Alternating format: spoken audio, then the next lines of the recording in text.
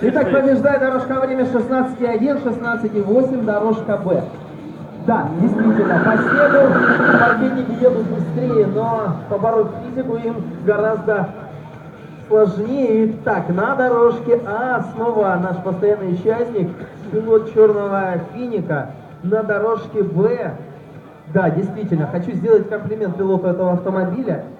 Вот ничего лишнего, автомобиль занижен, и я думаю, это не просто для понта, для того, чтобы машина рулилась лучше.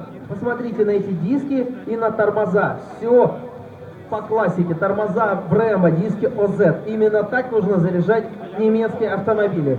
Пилоты готовы, зрители, вы здесь еще? Или померзли уже? Внимание на светофор!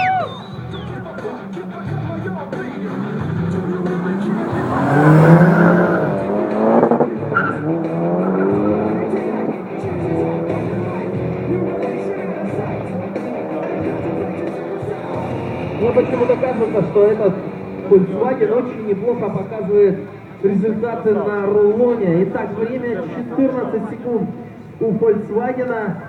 13 еще. Ебать!